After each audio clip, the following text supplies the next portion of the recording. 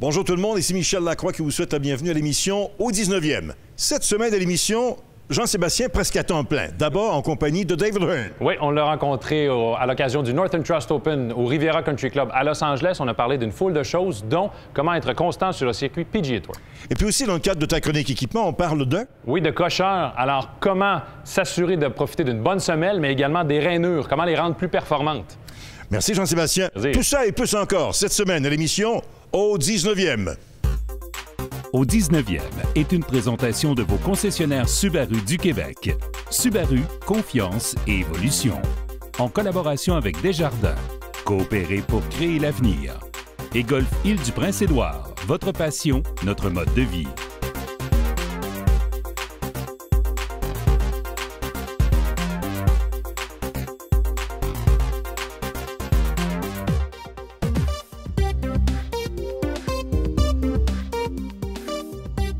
Gérard Galin est notre invité aujourd'hui au 19e. Gerard, thank you very much for being with us today. What's your relationship with golf? Do you play much? I play twice a week. I mean, I like the game a lot and I enjoy the game, but I'm not that good at it. That's the only relationship. Oh no, you don't? Not that good? Do you No, have? I would say an average golfer, 85 to 90 in that area usually. Okay, so then what's your number one strength on the course? The short game. Usually I'm a good putter. I'm usually good from 100 yards in, but that's the strongest part of my game. And what about the weaknesses? We The don't like to talk about them. The driver's weaknesses. I slice the ball quite a bit in the driver, but if it wasn't for the driver, I'd probably be an average golfer, a little bit better than an average golfer, but the driver is my weak point. Have you tried to correct that? Taking lessons maybe? Yeah, no, I never take lessons, but I definitely, this year I got a little bit better at it, and when I drove the ball well, I was scoring a lot better, so a couple pointers from some of your friends, but yeah, definitely it's been better this year than in the past. Okay. Are you a golf fan? Do you watch golf on TV? Yeah, I really like golf, watching it on TV. You know, all the big tournaments I watch as much as possible and really enjoy it. What's your favorite during the year? The Masters, I like to watch the Masters obviously, but all the four majors, you know, you sit down and watch as much as you can, and then, you know, they're just such great athletes, and you know, they're such great players, and I really enjoy watching it. Yeah, let's talk about the players. Do you have any favorite ones on the tour? I've always liked Phil Mickelson. I don't know why. I mean, I just enjoyed him. He's a lefty probably. When I started watching golf, he was a left-handed golfer, but I really enjoy watching Phil and, you know, Bubba Watson and those guys. And actually, I didn't like Tiger because he won so much, but now I'm starting to like Tiger the last 4 or 5 years because, you know, hopefully he's going to come around and start playing better in that. But I'm pulling for him a little bit now. Okay. You're from PEI. That's a part of the country that's beautiful for golf. Is this where you learn?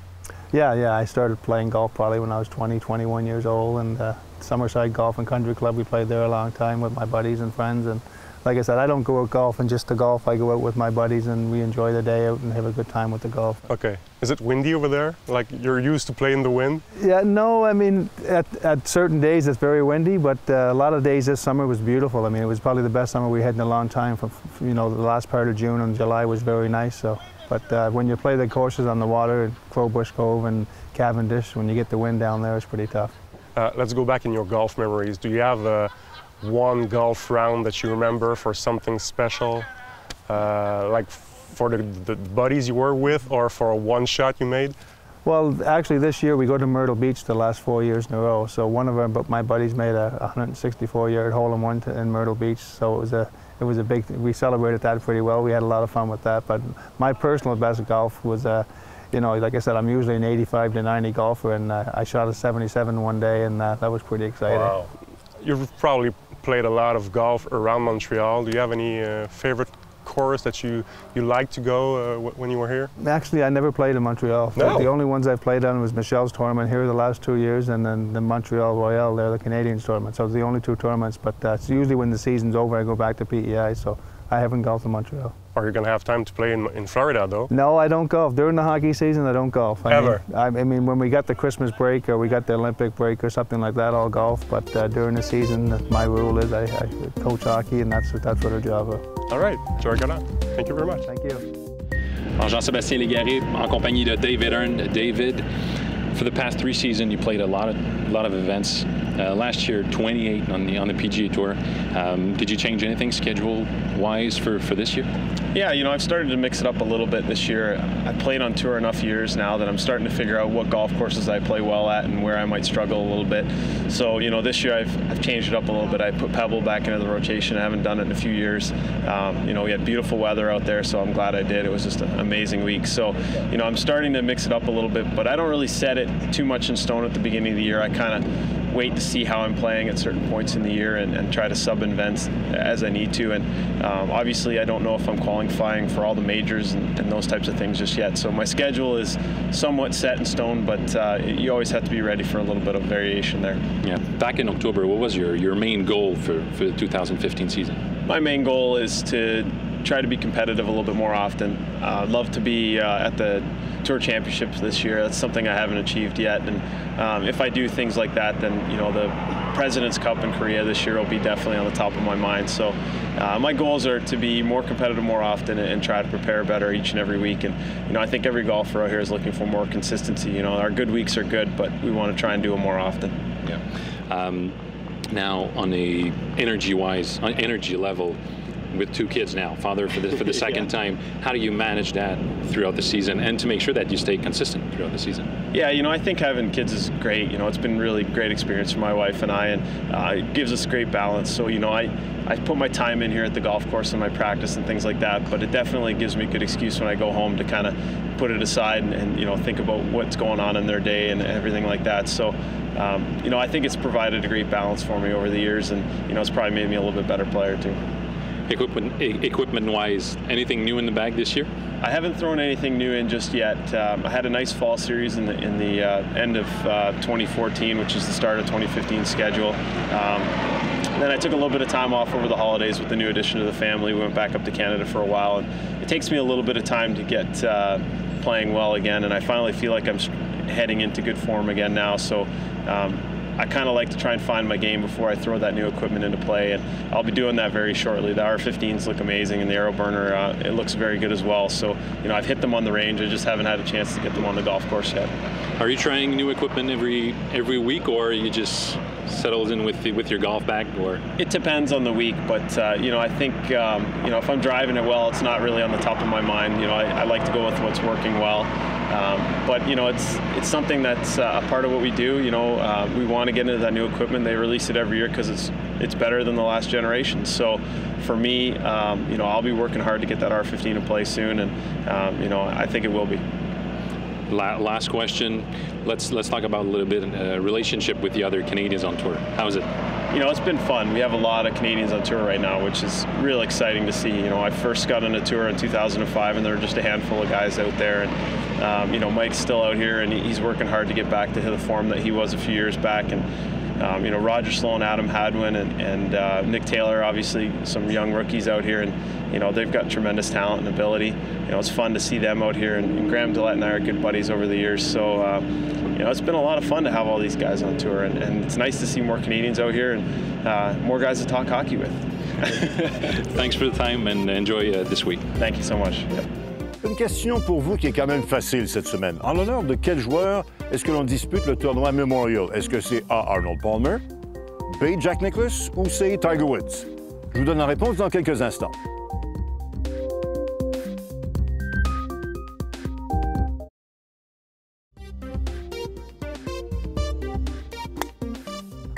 Alors, la question était quand même très facile. Il s'agit bien sûr de Jack Nicklaus. On célèbre cette année le 40e anniversaire du tournoi Memorial que Nicklaus a d'ailleurs remporté à 2 occasions. Le tournoi est disputé au spectaculaire parcours de Muirfield Village, ainsi nommé par Nicklaus en l'honneur de Muirfield en Écosse, là où il a remporté son premier omnium britannique. Cette chronique équipement est une présentation de Golf Town. Golf Town, tout pour le golf. Pour les 3 prochaines chroniques, on parle de jeux courts. Pierre, les fers droits, bien sûr, mais avant, les cocheurs, ce qu'on appelle les wedges. Si j'ai l'intention de m'acheter des nouveaux cocheurs, qu'est-ce que je dois savoir? C'est tellement important de profiter des journées démo dans les différents clubs de golf de votre région. S'il y a un bâton dans votre sac qui mérite d'être testé et apprivoisé, c'est bien le bâton que vous allez utiliser le plus souvent parce qu'en deçà de 50 verges, on en fait des coups. Oui, tout à fait. Et les ingénieurs se sont attardés aux technologies au niveau des rainures pour s'assurer que peu importe l'angle du cocheur choisi, qu'il soit toujours optimal. Les fabricants ont réalisé l'importance de contrôler l'effet rétro, c'est-à-dire usiner les rainures différemment selon l'angle du cocheur. Oui, on veut contrôler l'effet rétro sur les élans complets, donc avec les cocheurs intermédiaires, et on veut maximiser l'effet rétro sur les coups avec des élans abrégés lorsqu'on est en bordure du verre. Oui, c'est pourquoi il y a des technologies d'usinage qui multiplient les types de rainures et maximisent ainsi l'aspect rugueux de la surface de frappe. Le contrôle est donc un élément essentiel pour le choix d'un cocheur, mais la maniabilité, Pierre, est tout aussi importante et c'est au niveau de la semelle que l'on a fait certains progrès. Oui, on a affilé de plus en plus le talon de la semelle de façon à minimiser le contact avec le sol. Et ce qui est important, c'est que du point de vue du golfeur, le bâton conserve son look classique à l'adresse. Oui, et parlant de look classique, disons simplement qu'il y a plus de nouveautés du côté des boîtes de départ que du côté des cocheurs. Alors, qu'est-ce qu'on a à se mettre sous la dent en 2015? TaylorMade nous propose son nouveau cocheur Air Series avec les rainures les plus durables que TaylorMade n'a jamais produit. Nike propose 3 nouveaux modèles de semelles avec la série Engage. Oui, on offre un fini qui rouille avec le temps. C'est pourquoi on a ce genre d'emballage lors de l'achat. Maintenant, chez Ping, on propose le cocheur Glide. Oui, avec 3 options de semelles, également des rainures progressives et une poignée plus longue pour permettre d'abaisser les mains sans toucher directement à la tige. Merci, Pierre. Merci. La semaine prochaine, on reste sur le verre et on parle des nouveaux fers droits 2015. Au 19e, c'est rendu à New York pour assister au lancement des collections de vêtements Nike Golf. Pour 2015, on a mis l'accent non seulement sur la technicité des coupes et des matériaux, mais surtout, on nous présente une ligne qui s'adresse aux plus jeunes pour l'entraînement et les activités d'après-golf. Celle qui fut la première designer chez Nike à développer des vêtements de golf en compagnie de Tiger Woods et qui maintenant travaille avec Rory McIlroy, nous explique le concept qui s'applique autant aux hommes qu'aux femmes. Well, it was important to us because we realized that while our athletes were on tour, we had covered their uniform of sport. But when they were off tour and just kind of hanging out and relaxing and still playing, they needed something else. So certainly wearing shorts was important. Rory wears shorts when he practices. A lot of them live in warm climates. So we thought, what a better way than to create this collection. Now remember, Rory's 25. Like when you were a kid, you know, dressed like a young guy. So certainly this collection represents that sort of mindset and that energy around that casual side of golf. Yeah, I think the opportunity to create a stigma for a younger golfer to see golf as really cool and open to them being inclusive of the sport is really a key for us. We want to make sure that they're comfortable in what they wear to and from the course, on and off the course. Maybe they want to look like they're scripted for a tour like Rory or Tiger, but maybe they also want to just communicate the energy of golf by wearing something that celebrates Nike golf. So definitely something we brought to the table for golf is making our apparel impossibly light. And I think the biggest thing we brought to this collection is giving her that feminine versatility so she can wear it on and off the course. It's great for me because my girls don't have to wear pants, you know, for every LPGA tournament like the men do. So for us, it's pushing them to outside of their comfort zone a little bit, but to where they feel comfortable and you know, professional. So, you know, we've definitely brought the length up on our sports, but to a place where that makes them still feel really comfortable. À voir cette collection au style inédit que nous propose Nike Golf, on peut se demander quel est l'avenir du vêtement de golf. Well, I think there's the rules are kind of going away, you know, and I think you'll see us pushing things a lot more. You know, we have some of the most amazing golf athletes that we work with. So, and a lot of them are ready and willing to take chances. So you'll see us taking those chances. Daniel Caza, à New York.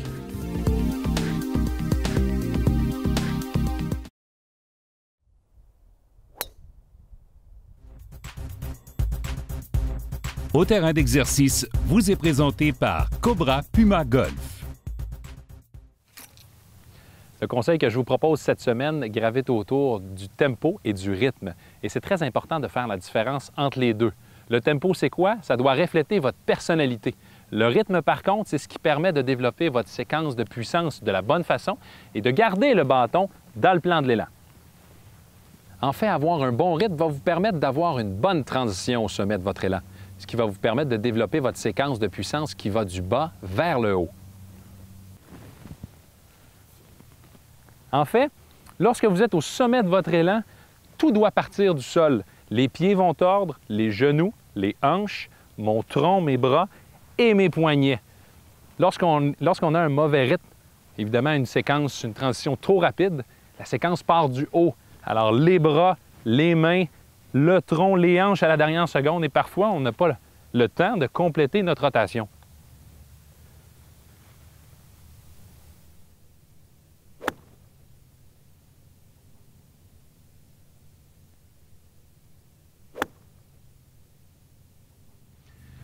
Alors, je vais faire appel à vos sens pour développer un bon rythme depuis le départ. Vous allez prendre votre bâton de l'autre sens de cette façon et vous allez faire siffler le bâton. Et vous allez vous attarder au son du sifflement. Plus l'accélération part du haut, plus le sifflement aura une fin grave. Plus je vais accélérer dans la zone d'impact, plus le sifflement aura une fin aiguë. Par la suite, prenez le bâton de la bonne façon et attardez-vous au sifflement. En pensant toujours à un son aigu vers la fin, après la zone d'impact. Pratiquez cet exercice et vous allez voir que votre rythme va s'améliorer et vous aurez l'impression de ne pas forcer.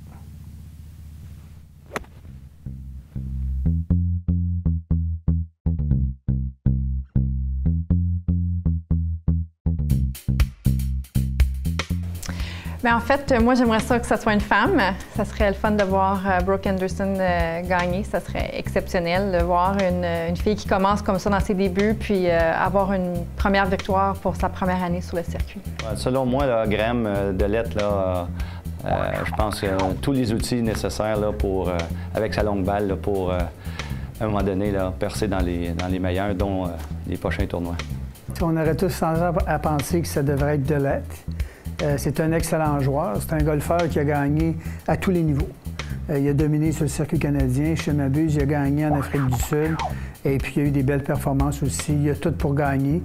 Si le putter fonctionne, d'après moi, ça devrait se passer cette année. Je pense que Nick Taylor devrait être bon. Il a gagné d'ailleurs sa première présence sur le PGA Tour au mois de novembre. Je pense que ça va être le prochain.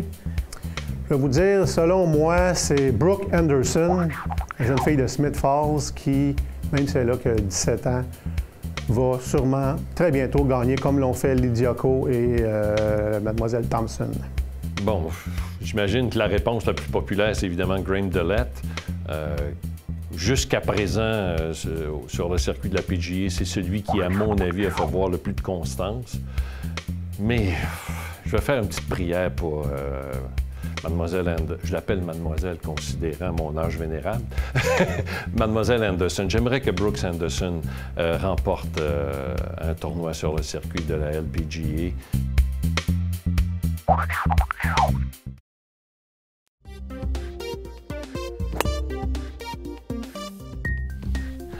Antoine, une balle dans un arbre, on a déjà vu ça à la télévision. Oui, c'est vrai. Tout joueur qui décide de frapper leur balle là où elle est doit faire une chose très importante, c'est d'identifier leur balle. Sinon, jouer une mauvaise balle, ça coûte des coups. En effet. Et pour le commun des mortels comme nous, malheureusement, on n'a pas le droit à la reprise vidéo comme sur les circuits PGA Tour. Par contre, vous devez absolument l'identifier, soit en grimpant ou en utilisant des lunettes d'approche au laser. Ça peut aider. Si vous n'êtes pas capable d'identifier votre balle va être déclarée perdue.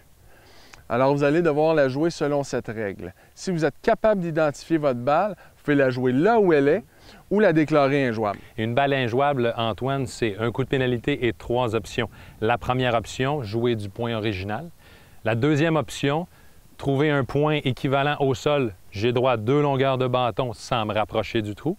Ou, toujours avec ce point au sol, troisième option, je peux reculer en ligne droite avec le drapeau aussi longtemps que je le veux et laisser tomber la balle avec un coup de pénalité. Ça fait beaucoup d'informations, mais il faut se rappeler, avant de passer à la prochaine étape, de bien identifier notre balle. Merci, JS. Merci, Antoine. Bon golf. L'an dernier, le parcours du Cerf ouvrait le premier parcours de golf de 12 trous au Québec. On visite cet endroit innovateur en compagnie du directeur général Bernard Vaillancourt.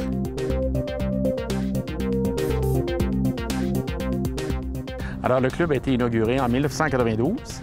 Alors, 24e année d'existence. Il compte 39 trous, un parcours de 27 trous et un tout nouveau parcours de 12 trous que nous avons ouvert l'an dernier. C'est un club qui appartient à la ville de Longueuil. Alors, c'est un club à vocation publique qui appartient à la municipalité.